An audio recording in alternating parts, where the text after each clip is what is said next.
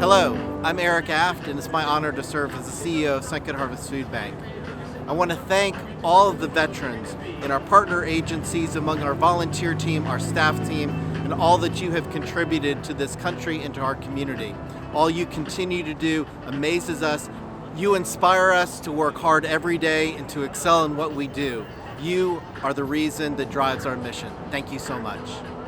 Hi, I'm Andy Gentry, Operations Coordinator here at Second Harvest Food Bank, former retired Staff Sergeant from the North Carolina National Guard. Well, I kind of came in, the National Guard was already here. I actually learned about the food bank because of serving at another food bank with the National Guard. It is basically a continuation of my service in the National Guard. I may not be on the forefront or being called out to deploy and do other things, but I'm here to help my fellow man just like I was in the National Guard. A lot of the guys that came here had the same sense of duty and responsibility, and everybody here has that same connection like the brotherhood in the Guard. My grandfather served. He was over there in actually Korea, and he served, fought very hard, and my other grandfather as well served, and I have a lot of uncles that also served as well, so this is a very special day for me as well. The way that their service has impacted me is that it created a core value within me. Growing up, listening to those stories, and not actually listening to those stories, but for them to actually come back and actually live what they had been through. And I was able to see what they had been through their lives, how they gave to the neighbors, how they gave within the community. So growing that and instilling those values within me affects me still to this day, and I hope that I'm doing just a portion of what they have done for not only this country but the community. To all of the volunteers who are veterans, my hat go off to you, because you could be doing something else. You could say, hey, I've served this country, I've served people, and I can now do what I want to do, but yet and still you take that time out to come here and still feed your community. So you are a star in our eyes.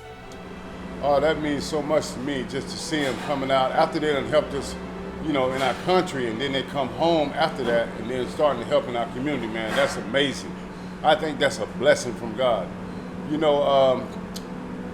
There's just so much I can say about veterans, especially what they did when they came to the food bank. They helped us out so much during the pandemic. Not only us, but the whole community. It's like many counties that they went in and helped. They drove forklifts, they made meals. They did whatever it took to get meals out to everyone. And I really, really, really appreciate that. So I actually come from a long line of servicemen and women.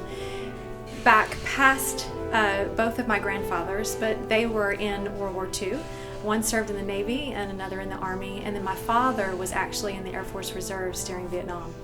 So they instilled in me just a strong understanding of what it means to give sacrificially of yourself, your time, to others. And really, it's not just those who are serving or have served, it's also their families. So to them, I would give just an incredible amount of gratitude.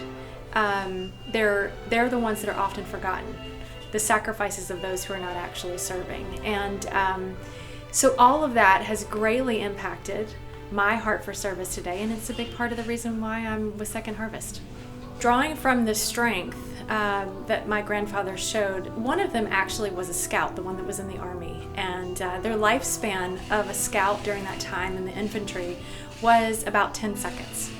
And he was wounded in battle. He had a head injury, and it eventually led to dementia, and he passed away from complications of that injury.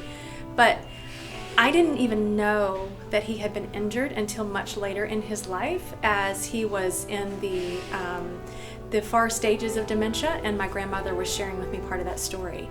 He was a man who never gave up, and he was constantly fighting. It's just that this time, instead of being on the battlefield, what I saw from him was that fight for family, for community, for that heart for service. He was always thinking of other people. I could tell countless stories. And it was from him that I learned unconditional love. And as a result of that, then now, because I know I am so loved, I can give to others. And again, I mean, it's the reason I'm here. So very, very grateful for those who serve with us.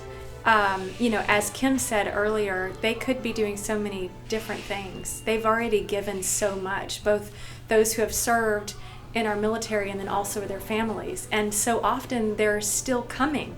It's just part of who they are. And so to them, we say thank you.